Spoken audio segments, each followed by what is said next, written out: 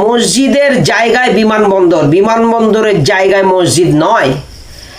আমি শুনছিলাম আরামবাগ টিভির একটা সাক্ষাৎকারে যে ওখানে একটা শনি মন্দির ছিল, ওইখানকার মাননীয় এমএলএ সাহেব বলছিলেন যে আমরা শনি মন্দিরটাকে ওখান থেকে সরিয়ে দিয়েছি। শনি মন্দিরের নামে কোনো জায়গা নেই, শনি মন্দির আগে হয়নি, শনি মন্দির সম্ভবত পরে হয়েছে, বিমানবন্দরের পরে। কিন্তু এই 136 বছরের ঐতিহ্যবাহী এই আন্তর্জাতিক বিমানবন্দরের মধ্যে, যে বিমানবন্দরে যারা ওখানে কাজকর্ম করেন, চাকরি করেন, তারাও নামাজ পড়েন। শুক্রবারে ওখানে 136 বছর ধরে নামাজ হচ্ছে। আন্তর্জাতিকভাবে পৃথিবীর অন্যান্য দেশ থেকে যে সমস্ত মুসলমানরা আসেন, তারাও সুযোগ পেলে ওখানেও নামাজ পড়েন।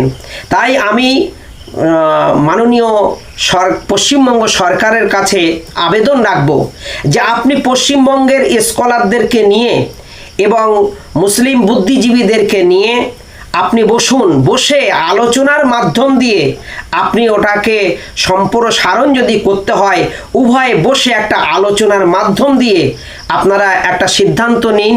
সেটা রাজ্যের পক্ষে আমার ব্যক্তিগত ধারণা, আমার মনে হয় খুবই ভালো হবে। কেননা আপনারা যদি রাজনৈতিক রুটি সেকার উদ্দেশ্যে এই মসজিদকে জোর করে সম্প্রসারণ করেন, পশ্চিমবাংলার 4 কোটি মুসলমান, ভারতবর্ষের 40 কোটি মুসলমান, সারা পৃথিবীর মুসলমানদের হৃদয়ের স্পন্দন, যেমন একটা মন্দির ভাঙলে যেমন সারা পৃথিবীর হিন্দু ভাইদের কষ্ট হয়, একটা গির্জা ভাঙলে যেমন সারা পৃথিবীর খ্রিস্টান ভাইদের কষ্ট হয়, একটা গুরুদুয়ারা ভাঙলে যেমন একটা সম্প্রদায়ের সারা পৃথিবীর মানুষের মনে কষ্ট হয়। শিখ সম্প্রদায় আছেন, জৈন সম্প্রদায় আছেন, তারা তাদের ধর্মস্থানকে জীবন দিয়ে ভালোবাসেন।